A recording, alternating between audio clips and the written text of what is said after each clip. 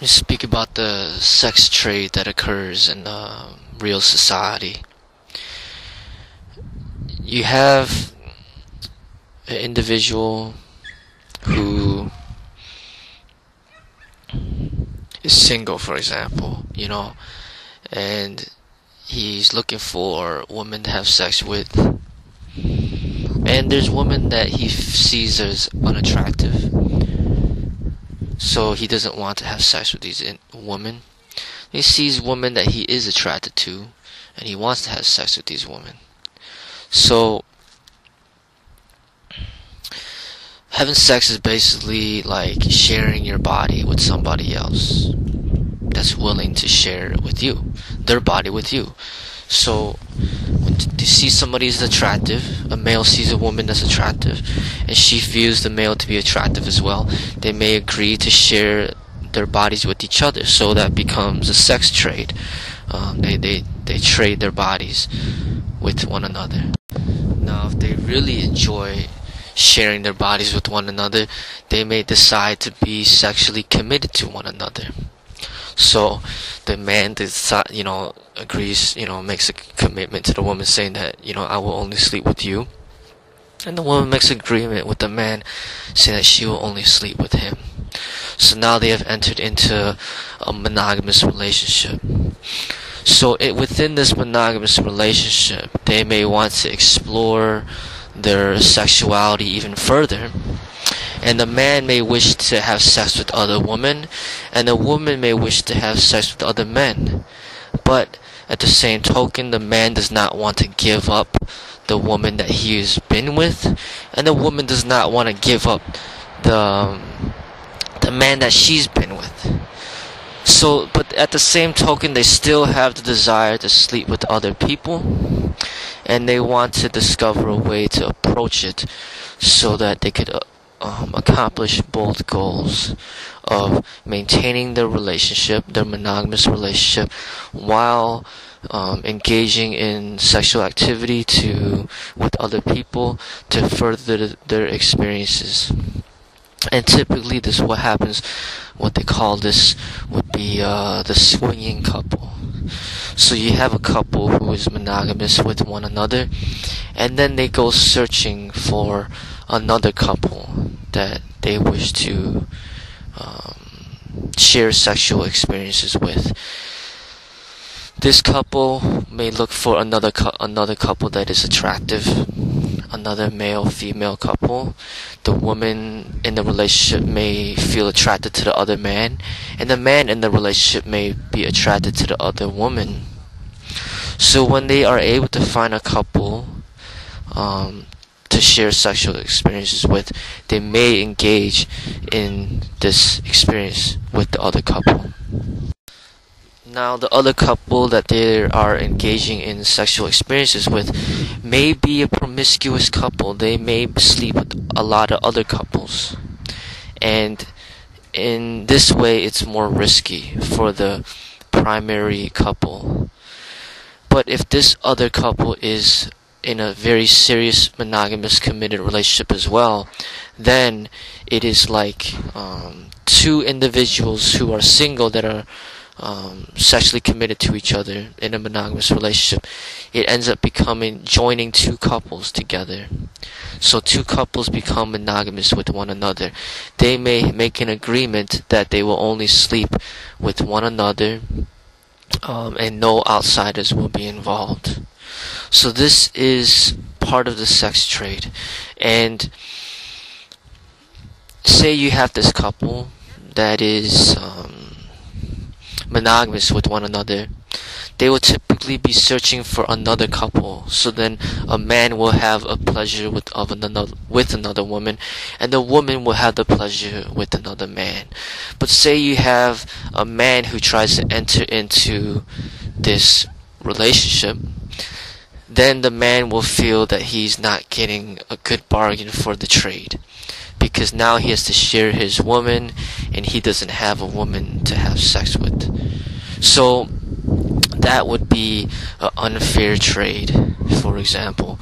And that is typically what happens out there where people will only trade when they feel that they are benefiting.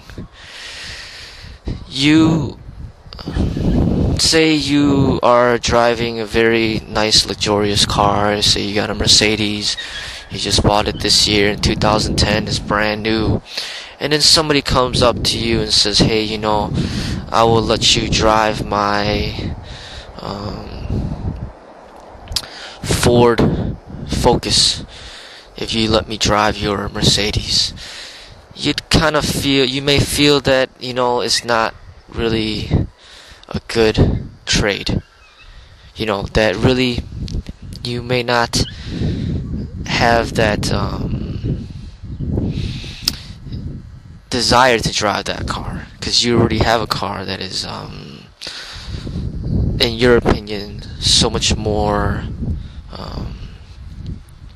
efficient. So this man that has the Ford car will feel that it's a good trade for him, but for you it's not a good trade.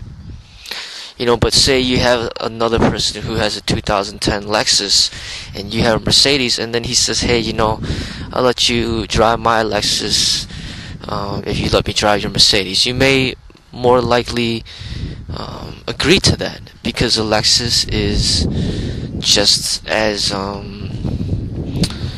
luxurious as the Mercedes, and you may wonder how it is to drive a Lexus. He just like he wonders how it is to drive a Mercedes. So, in these sex trades, if you have a man that has a very beautiful woman, and he finds another man that has a very beautiful woman, and they both agree that their women are beautiful, they may decide to share their woman. And basically, the woman, if they're highly sexual, they may want to share the men. And this is what happens.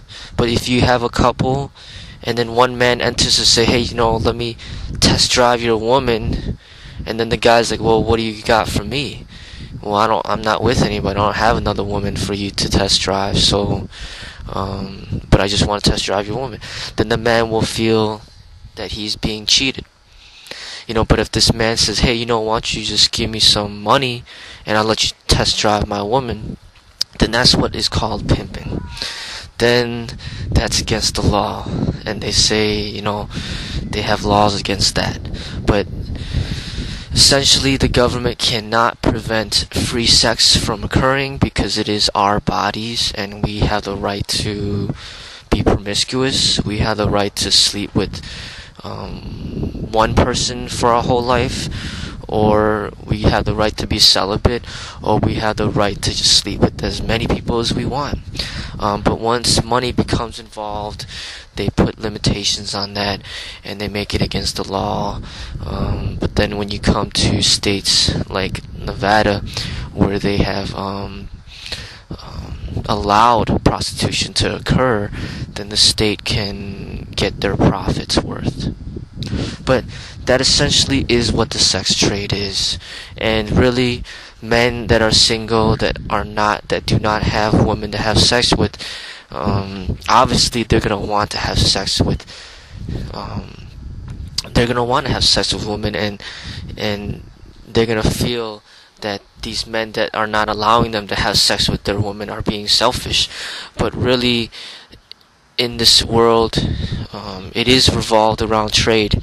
They have made it, to be that way. And for women who are sexually committed to one man, they are benefiting because they have one man that's committed to them, and now they could establish deeper love for one another.